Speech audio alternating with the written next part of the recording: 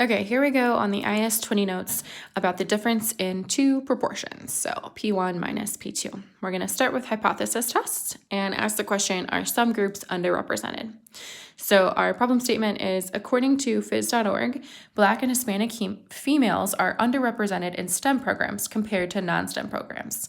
A certain university would like to see if this is true for their student population. They took a random sample of 300 STEM students. Okay, I'm already thinking if it's telling me about a random sample, that's probably important. So random sample of 300 STEM students and found that 12 were Black or Hispanic females. And then a separate random sample of 500 non-STEM students had 75 Black or Hispanic females. So the question with that situation is, do the data provide convincing evidence? Provide convincing evidence tells me I'm going to do a hypothesis test that Black and Hispanic females are underrepresented in STEM programs. So this is going to be this is the claim I'm trying to prove. Somehow it's going to show up in my hypotheses. And it says to use a 5% significance level. Okay, so we know how to get started in the four-step process, but before we do that, I want to go ahead and point out some important things from the big ideas on the back, just to kind of give you a better idea of this difference in proportions, what mean, what standard deviation we will be using. Okay, so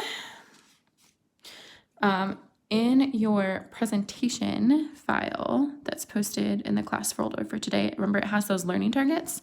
So learning target number 1 is about the shape, center, and variability of the sampling distribution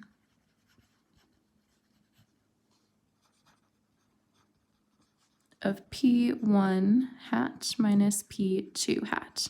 Okay, so let's just talk about that part. This normally would just be P hat. We know what that is, right? That's just a sample proportion. Now we label it P1 because it's the first sample proportion. And then this would be the second sample proportion. So thinking about our previous example, this would be the sample proportion for STEM students. This would be the sample proportion for non-STEM students. We would subtract that to see the difference between them. Okay, so the sampling distribution means if we took many samples of that same size. So many samples of 300 STEM students, many samples of 500 non-STEM students, and then compared or found the difference in their sample proportions, those would be different from sample to sample, right? So we expect that to follow a certain distribution, and just like the sampling distribution of sample proportions, just for one, or the sampling distribution of means, we expect its shape to be approximately normal. And for just one proportion, the reason for that, would be approximately normal if large counts was met, right? That large counts condition. Except now we don't just have one sample size and one sample proportion. We have two different ones. So we'll have to check N1 times P1 and then N1 times Q1. Remember, Q1 is 1 minus P or 1 minus P1.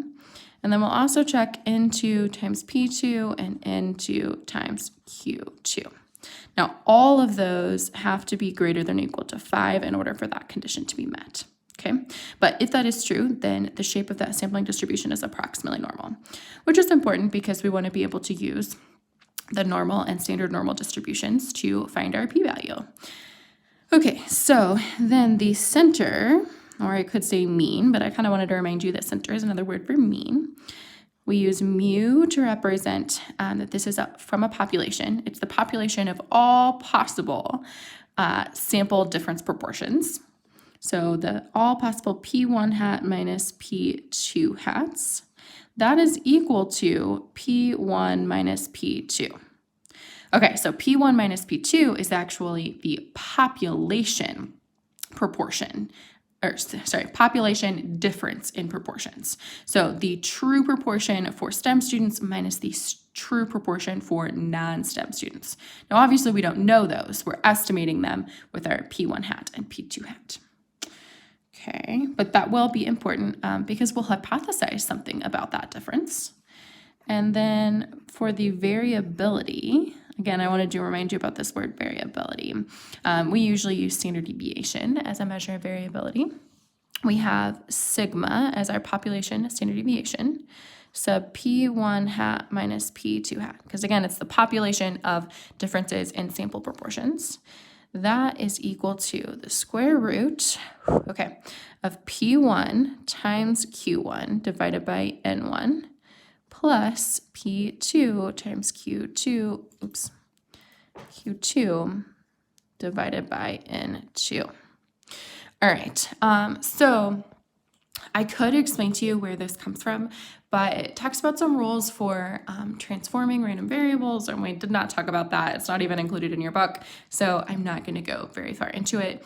But essentially, you cannot add standard deviations from different populations, but you can add their variances. So remember, if we don't have if we don't have this square root here, then these are just variances. We add their variances, take the square root at the end to get back to a standard deviation. That's the short story. You don't actually have to know why this is, but if you were curious, there it is. Okay, so I'm going to do another video for actually running through that hypothesis test in the first part.